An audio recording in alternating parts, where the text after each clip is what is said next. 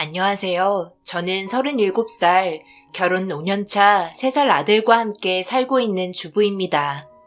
여태까지 살아오면서 경험을 볼 때 확실히 좋은 일에는 좋은 결과가 따르며 나쁜 일에는 나쁜 결과가 따르게 된다는 걸 온몸으로 느꼈습니다. 사건이 발생되기 전에 친정 식구와 시댁 식구 모두 잘 지냈어요. 남들의 부러움을 살 정도로 좋은 관계를 유지했었죠. 사돈관계가 절대 가까워질 수 없는 어려운 사이라고 주위에서 말이 많았지만 저희는 그렇지 않았어요. 서로가 잘 챙겼고 무슨 때만 되면 모여서 시간을 보내기도 했었죠. 그 이유는 시댁과 친정의 거리가 멀지 않은 곳에 있었어요. 차로는 가깝지만 도보로 걷기에는 무리가 있을 정도의 거리였습니다. 제일 좋았던 건 몇 시간 동안 차를 타고 이동하지 않아서 좋았어요. 남들은 서울에서 부산을 찍기도 하는데 저희는 한 달이 건너면 도착이라 그런 부분에서는 정말 좋았습니다. 그리고 명절 스트레스도 받지 않았어요. 시어머니 성격이 나쁘거나 저에게 심할 정도로 막대하진 않았거든요. 그것 또한 한 지역에 같이 살다 보니 서로 조심하는 것 같았습니다. 저에게 잘 해주시는 만큼 저도 어머님께 실망시켜드리지 않기 위해 신경 많이 써드렸습니다. 그리고 친정, 시댁 모두 같은 취미를 가지고 있는데요. 저희는 등산을 좋아해요. 주말에 웬만해서는 등산을 자주 다닙니다. 운동도 하고 스트레스도 풀면서 맛있는 음식에 술 한잔 곁들이니 양가 집안 당연히 가까워질 수밖에 없죠.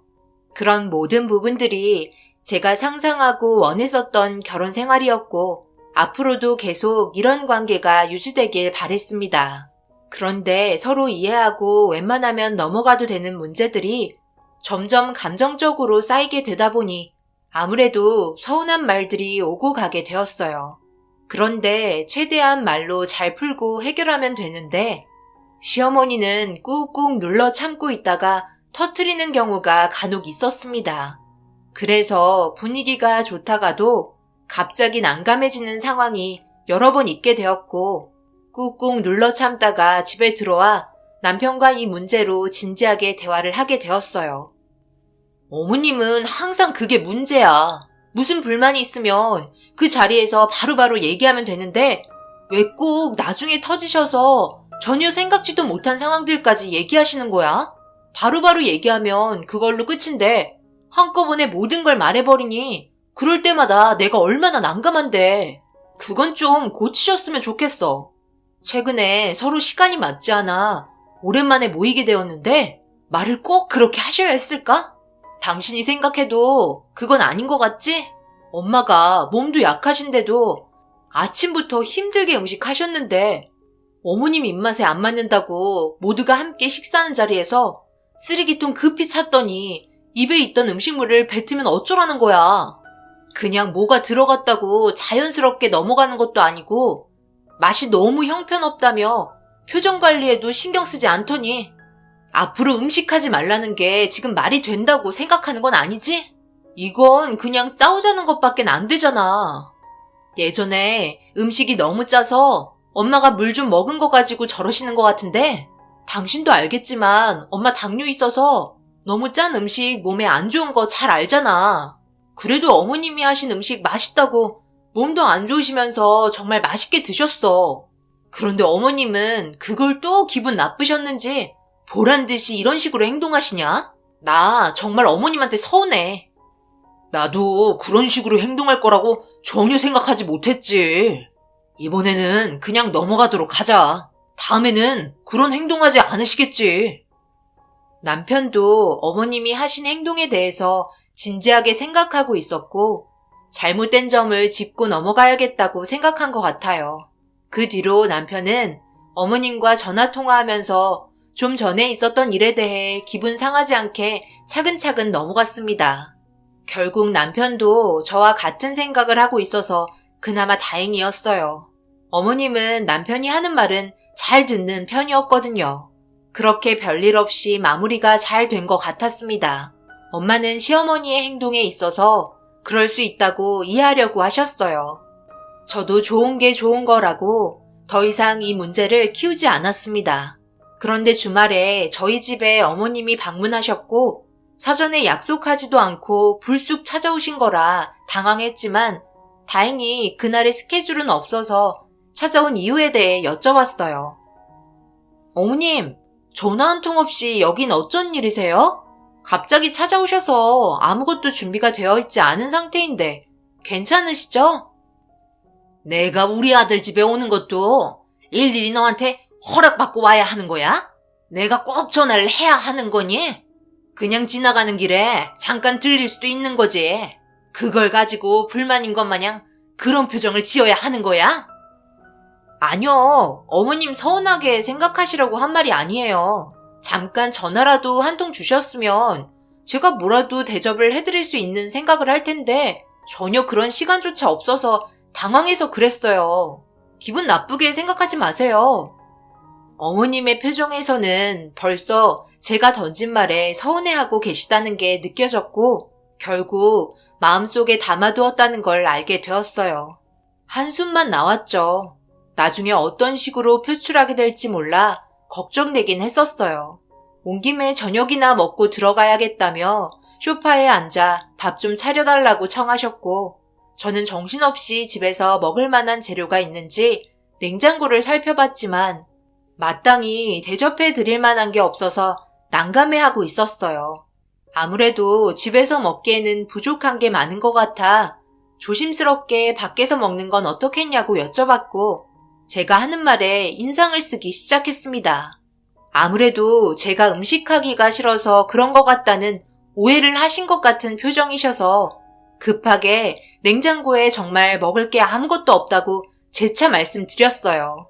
하지만 벌써 기분이 상하신 듯 짜증 섞인 목소리로 날카롭게 변하셨습니다.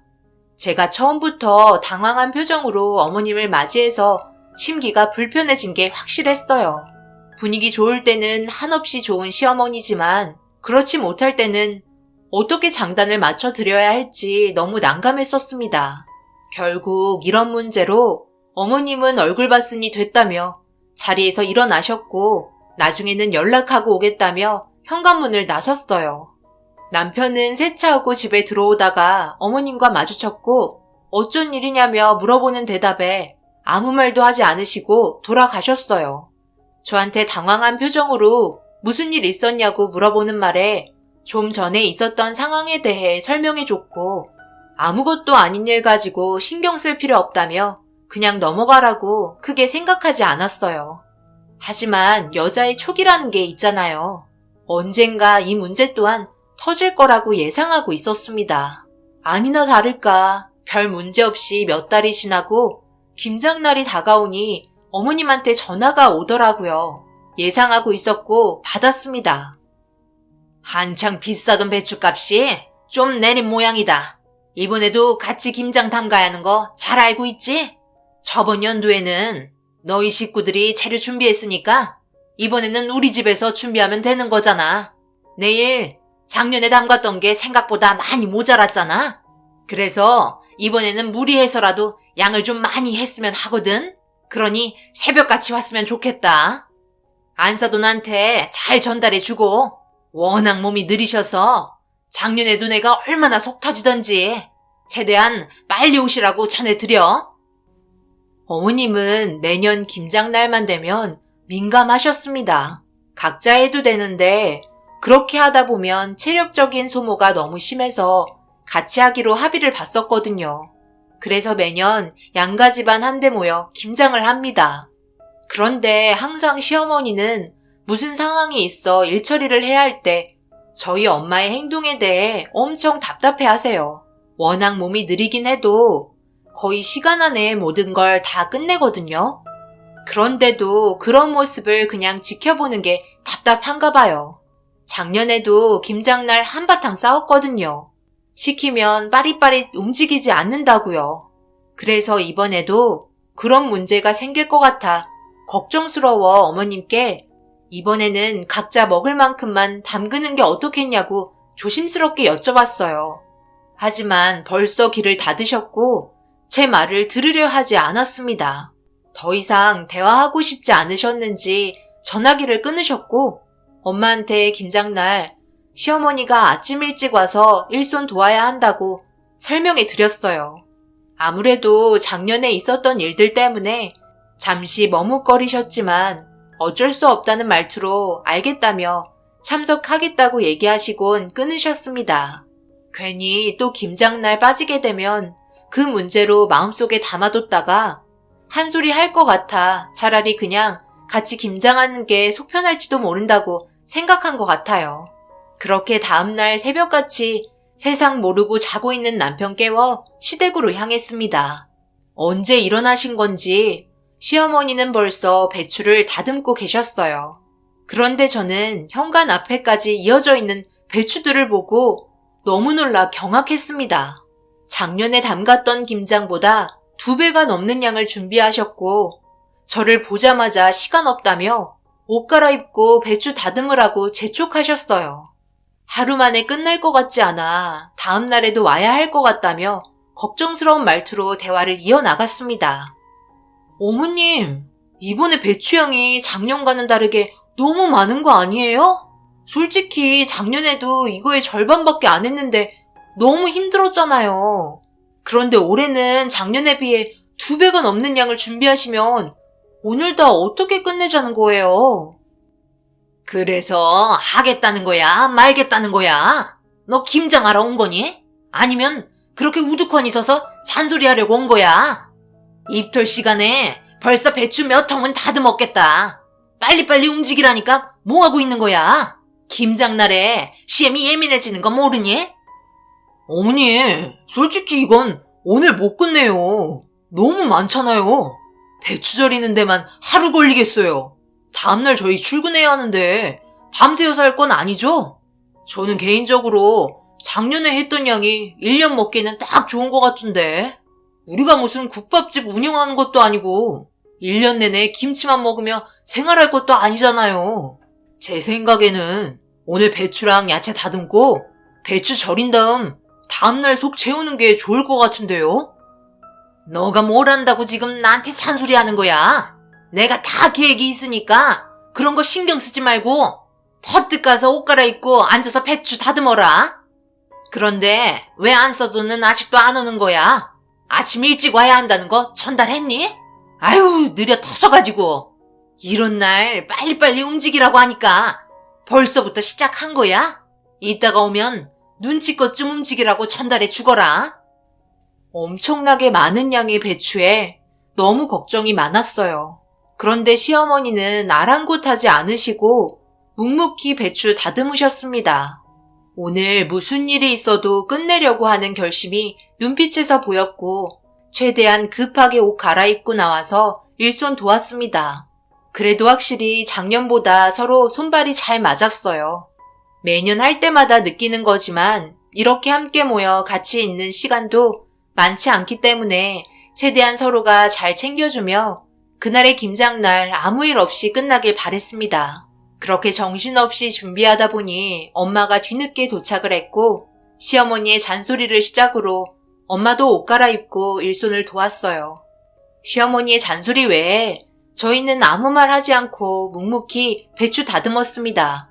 그런데 아무래도 대용량을 하려면 그냥 배추로 시작하는 것보다 절인 배추로 시작하는 게 좋을 것 같아 생각을 여쭤보게 되었고 제가 건넨 말에 시어머니 갑자기 발끈하셨어요. 예, 너는 말이야. 뭐든지 편하게 하려고 하는 성향이 있는 것 같아. 절인 배추가 어떻게 만들어졌는지 네가 봤니? 소금을 싼 거 쓸지 어떻게 절이는지 알지 못하잖아. 그런 걸 믿고 사서 양념 버무리면 맛이 있을 것 같아? 처음부터 끝까지 우리 손으로 담가서 먹어야 안심하고 먹을 수 있는 거라고. 깨부릴 생각하지 말고 어서 일이나 해. 어머님, 그렇게 따지면 저희 아무것도 먹을 수 없어요. 그럼 식당에서 음식 사 먹는 것도 불안해서 먹지 못하겠네요. 그런데 어머님 식당에 가서 주문한 음식 어떻게 만들었는지도 모르는데도 제일 잘 드시던데요? 제 말은 일을 좀 효율적으로 하고 싶어서 꺼낸 말이었어요. 그러니 너무 화내지 마세요. 싫으면 우리 하는 방식대로 그냥 하면 되는 거죠. 제 말이 끝나자마자 시어머니 말대꾸한다고 발끈하셨고 갑자기 다듬었던 배추 한 통을 제 얼굴에 날리셨습니다. 무방비 상태에서 배추통을 얼굴에 정통으로 맞아버렸고 남편과 엄마는 돌발 행동 때문에 너무 놀랐는지 급하게 다가와 제 얼굴 상태를 살피셨어요. 어머님은 어깨가 들썩일 정도로 흥분한 상태였고 모두가 정적이 흐른 상태로 서로를 바라보고 있었습니다. 시어머니는 그 순간에 정적을 깨며 군말하지 말고 빨리 배추를 다듬으라며 소리치기 시작했어요. 그런데 이런 상황에서 어느 부모가 가만히 있겠어요? 배추가 작은 것도 아니고 제 얼굴보다 크고 무거운 게 정통으로 맞았는데요. 엄마는 시어머니한테 엄청나게 화가 난 얼굴로 다가갔고 서로 얼굴을 가까이 맞대며 당장이라도 머리채 잡고 흔들 것 같은 표정으로 바라보고 있었습니다. 엄마는 이왕 하는 거 웃으면서 기쁘게 일을 해야 김치도 맛있을 거 아니냐며 이런 식으로는 전혀 도움이 되지 않는다고 침착하게 설명을 하셨고 시어머니는 자신의 잘못에 대해 인정하지 않고 고개를 돌렸습니다. 아무래도 사과해야 한다는 게 자존심 문제인 것 같았어요. 3살밖에 안 된 아기까지 새벽에 같이 내려와 번갈아가며 돌보면서 힘들게 일하고 있는데 그런 모습을 좋게 봐주시는 것보다 오히려 제가 생각하고 있었던 점에 대해 궁금해서 여쭤본 걸 이런 식으로 반응하신다는 게 정말 너무 어이없었습니다. 저는 벌써 기분 상할 만큼 충분히 다운이 되어 있었어요. 결국 참고 참았던 눈물이 서러워 터지고 말았어요. 도저히 김장 담글 상황이 아니었습니다. 제가 울자 아기도 울음소리를 들었는지 눈물을 터뜨렸고 작은 방에 들어가 북받친 감정을 가라앉히고 있었어요. 남편도 이런 식으로 만든 김치 못 먹겠다며 자리에 일어나 방으로 들어왔어요. 그냥 가볍게 넘어가도 될 문제를 너무 크게 만들어 일까지 진행이 되지 않는 상태였죠. 그렇게 어느 정도 마음이 진정이 되었을 때 거실에서는 별 문제 없이 조용한 분위기가 이어졌습니다. 엄마는 방문을 조용히 여셨고 한숨을 내쉬며 들어오셨어요. 너무 예민하게 행동하는 것 같다고 집으로 돌아가자며 엄마도 상당히 불편해 하셨습니다. 그런데 시어머니도 상황이 심각하게 흘러가자 김장을 끝내지 못할 것 같아 걱정이 되었는지 들어오셨어요. 내가 미안하다. 아까 보였던 행동은 어른으로서 잘못된 것 같으니까 사과하마. 그러니 일단 우리 해야 할 거부터 빨리 끝내고 다시 차후에 대화하는 게 좋지 않겠니? 나도 너한테 배추를 던지게 될 거라고 생각 못했는데 머리보다 몸이 먼저 움직여서 솔직히 나도 당황했다. 너한테 상처 줘서 미안하고 내가 100번 잘못했으니 용서해 주렴. 일단 먼저 벌려놓은 일부터 처리하고 다시 제대로 사과할 테니까 심의가 한 행동에 대해서 네가 너그럽게 넘어가 줘라. 그게 지금 말이 된다고 생각하세요? 서로 가족이면 한 번 더 생각하고 상처받지 않게 행동해야 하는 거 아닌가요? 솔직히 이 문제가 하루 이틀이에요. 작년에도 저랑 한번 다투지 않았나요? 그런데 봐봐요. 이번에도 똑같죠? 도저히 바뀔 수 없을 것 같아요. 오늘은 김장할 수 있는 상황도 아닌 것 같고 저희는 이런 식으로 만든 김치 먹고 싶지가 않네요. 먹을 때마다 우리 딸 배추로 얼굴 맞은 거 생각나 가슴 아파서 입으로 들어가겠어요? 제가 김서방 일 못한다고 배추를 얼굴에 던져버리면 사돈은 그걸 그냥 지켜보고만 계셨을 것 같아요? 부모 입장 똑같잖아요. 오늘은 그냥 들어갈 테니 이 문제에 대해서 진지하게 생각합시다. 엄마도 그동안 참았던 게 있었는지 감정을 제대로 표출하셨고 시어머니는 고개를 떨군 채 아무 말도 하지 않았어요. 그런 모습에 남편 또한 기분이 좋지 않았는지 한숨을 쉬면서 자기 엄마라는 게 부끄럽다며 밖으로 나갔어요. 그동안 끊었던 담배가 생각나 밖으로 나간 것 같았습니다. 더 이상 돌이킬 수 없을 상황으로 오게 되니 시어머니도 마음이 급했는지 엄마 손과 제 손을 잡으며 죄송하다고 몇 번씩이나 사과를 하셨고 진심이 느껴지는 눈빛으로 자신의 잘못에 대해 진지하게 설명하면서 뉘우치고 계셨어요. 앞으로 다시는 그러지 않겠다며 약속하셨고 결국 가족이라는 틀 때문에 사과를 받아주었어요. 그렇게 저희는 다시 재료 준비를 늦은 만큼 정신없이 시작했고 배추를 절이는 동안 부수적인 것들을 준비하고 있었습니다. 그렇게 늦은 시간까지 쉬지 않고 노동한 결과 배추와 양념을 버무리기 시작했어요. 그런데 엄마가 갑자기 고개를 숙이고 머리를 잡고 계시더라고요. 아무래도 아침부터 무리를 하셨는지 체력적으로 많이 힘이 든 것 같았습니다. 그에 반해 시어머니는 아직도 힘이 철철 넘치셨어요. 저 또한 아기 보면서 김장을 도왔기 때문에 체력적으로 많이 떨어져 있는 상태였죠. 거의 끝나갈 무렵 아기가 칭얼거려 김치통에 담기만 하면 되는 거라 남편이 대신 아기를 봐줬습니다. 그렇게 정신없이 양념 버무려 김치통에 넣고 있는데 작년보다 많은 양 때문에 빈통이 없었고 결국 가까운 마트에 가서 급하게 사와야 했어요.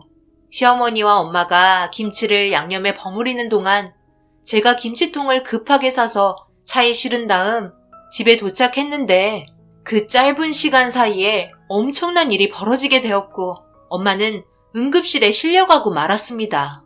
혼수 상태에 빠진 엄마는 아무래도 저혈당 쇼크가 온 것 같았어요. 엄마는 항상 가방에 작은 사탕 상자를 가지고 계셨는데 가방을 살펴봐도 아무것도 없었습니다. 그런 거 빠뜨리실 분이 아니기 때문에 뭔가 이상하다고 느끼고 있었어요. 어머님은 저를 보자마자 갑자기 쓰러지셨다는 말만 반복하셨습니다. 상당한 충격을 받으신 것 같았어요. 남편도 아기를 보다가 피곤했는지 옆에서 잠이 든 상태였죠. 결국 엄마가 깨어나봐야 어떻게 된 상황인지 알 수 있었습니다. 응급처치를 받아 다행히 엄마는 정신을 차리게 되었고 그런 모습에 안도의 한숨을 내쉬며 어떻게 된 건지 여쭤봤어요. 그런데 자기도 기억이 나지 않는다며 그냥 갑자기 쓰러지게 되었다는 말만 반복하셨어요. 엄마, 솔직하게 말해보세요. 뭔가 숨기고 있는 거죠? 제가 엄마랑 함께 산 세월이 있는데 모를 것 같아요? 엄마 표정만 봐도 딱 알 수 있다고요. 아까 제가 김치통 사려고 자리 비운 사이 도대체 무슨 일이 벌어진 거예요? 그게 손이 좀 떨리기 시작하고 식은땀까지 나길래 아무래도 혈당이 낮아진 것 같아 가방에서 사탕 상자를 꺼냈는데 그걸 본 사돈이 김장 담그다 뭐 하는 거냐고 군것질은 나중에 하라며 내가 들고 있던 사탕을 갑자기 뺐더라고. 그래서 상황을 설명하려고 했지. 그런데 사돈도 내가 저혈당이 있다는 거 잘 알고 있는데 사탕 상자를 뺏는 게 이해되지 않더라고. 다시 돌려달라고 했지만 주지 않길래 그런 문제 때문에 또다시 화를 내고 싶지 않아 차분하게 대화를 하려고 하는데 갑자기 변기통의 사탕들을 전부 내려버리더라고. 너무 당황한 그 순간 저혈당 쇼크가 온 것 같다. 결국 시어머니는 김장이 거의 끝나가니까 자신의 본래 성격이 나온 것 같았어요. 일단 김장부터 끝내기로 머릿속에 계획을 전부 하신 것 같았습니다. 시어머니는 저희 엄마가 저혈당인 걸 잘 알고 계세요. 그럼 딱 봐도 혈당이 낮아져서 사탕을 입에 물려고 하신 건데 그것 또한 꼴보기 싫으셨는지 힘이 없어진 엄마의 사탕 상자를 빼서 변기통에 버린 겁니다. 결국 모든 사실을 알게 된 저는 더 이상 두고 볼 수만은 없었어요. 남편도 아이를 데리고 병실에 막 도착을 했고 시어머니는 병원에 찾아오지 않으셨어요. 자기가 한 행동에 대해 어차피 밝혀질 거라고 생각한 것 같았습니다. 남편도 어떻게 된 거냐고 상황을 물어보자 엄마가 말한 그대로 설명을 이어나갔고 듣고 있던 남편은 충격받았는지 비틀거리기 시작했어요. 자기 엄마가 한 잘못에 대해 대신 무릎을 꿇으면서 죄송하다고 빌기 시작했습니다. 하지만 저는 이 문제를 그냥 넘어갈 수는 없었어요. 시어머니가 한 행동은 한 사람의 목숨줄이 왔다 갔다 할 수 있을 정도로 심각한 상태였으니까요. 그런데 그런 걸 아무렇지도 않게 행동했다는 건 있을 수 없는 일이었어요. 더군다나 아빠가 제일 많이 화를 내셨습니다. 그동안 평생 함께한 배우자를 한순간에 잃을 수도 있는 심각한 상황이었으니까요. 결국 이 문제는 조용히 넘어갈 수 없었어요. 시아버지와 아빠가 만나 점점 더 커지게 되었고, 결국 시어머니는 법적인 처벌을 면할 수 없었습니다. 법정에서는 심각한 상태로 빠질 수 있는 응급한 상황에서 의도적으로 행동한 시어머니의 행동을 죄질이 나쁘다고 판단을 했고, 그로 인한 처벌로 징역 2년 6개월과 정신적으로 상당한 충격을 받은 부분들에 대한 위자료 청구 소송까지 진행이 되었어요. 시어머니는 자신이 사탕을 변기통에 버린 건 맞다고 인정을 하였으나 의도적으로 그런 건 아니라며 끝까지 잘못을 부인했고, 항소를 하게 되면서 자신의 잘못을 인식하지 못한 부분들에 있어 결국 3년의 징역을 선고받는 결과를 얻게 되었습니다. 거기에 더해 남편은 어머님과의 인연을 끊겠다며 마지막 면접을 통해 통보하였고, 어머님께 서류 한 장을 보여줬어요. 그 안에 있던 서류는 아버님과 어머님의 이혼 서류였습니다. 아버님도 어머님에게 위자료 소송을 진행하고 있는 상태였어요. 결국 법적인 처벌을 또 한 번 진행해야 하는 상황이었습니다. 시어머니는 잘못했다고 싹싹 빌기 시작했지만 모든 건 돌이킬 수 없을 정도로 진행이 되어버렸기 때문에 주워 담을 수 없었어요. 시어머니는 자신의 잘못으로 인해 2번 다시 가족의 얼굴을 볼 수 없었습니다. 엄마가 마지막으로 할 말이 없냐고 물어보았어요. 하지만 시어머니는 끝까지 자기가 한 잘못에 대해서 엄마한테만 인정하지 않고 있었습니다. 아버님과 남편에게는 미안하다고 하면서 엄마가 직접 물어보는 대답에는 입을 꾹 닫고 계신 어머님이 정말 한심스러웠어요. 그런 모습을 보니 더 이상 얼굴 보고 싶지 않았습니다. 화가 머리끝까지 난 저는 2번 다시 저희 가족들 얼굴 볼 생각하지 말라며 모두들 데리고 구치소에서 나왔고, 그렇게 어머님과의 인연은 그걸로 끝이 나게 되었네요. 아버님은 어머님과 이혼을 한 상태입니다. 이사를 하셨고 저희 또한 2번 다시 얼굴 보고 싶지 않아 이사를 한 상태였어요. 그 지역에 계속 머물러 있으면 과거에 대한 생각들이 머릿속에 떠오르는 게 괴로웠습니다. 한순간에 엄마를 2번 다시 볼 수 없는 긴박한 상황이었고, 그런 충격적인 행동에 대한 잘못을 인정하지 않는 어머님은 징역을 전부 다 살고 나와서도 그 꼬리표는 끝까지 붙어 다닐 겁니다. 나이 먹을수록 몸도 약해지기 때문에 옆에 가족이 있어줘야 하는데 아직까지도 그런 걸 인지하지 못하는 걸 봐선 나중에 분명 땅을 치고 후회할 날이 올 거라고 생각해요. 엄마는 시어머니가 출소해도 절대 용서해주지 않을 거라고 마음을 굳게 닫은 상태입니다. 저 또한 그렇고요. 아버님 또한 얼마나 괴로우셨으면 어머님과 이혼까지 생각하셨겠어요.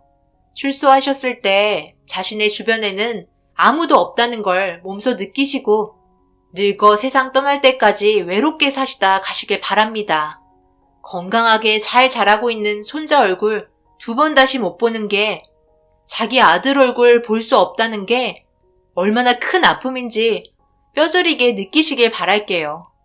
제 사연 들어주신 여러분들, 앞서 말씀드렸듯이 좋은 일을 하면 좋은 결과가 오지만 나쁜 일을 하면 나쁜 일이 자신에게 다가오게 된다는 걸 제 사연을 통해 느끼셨길 바랍니다. 오늘 하루도 마무리 잘 하셨나요? 어려운 이 시기에 몸이 재산입니다. 항상 조심하시고 좋은 일 가득하시길 바랄게요. 이제 올해도 얼마 남지 않았네요.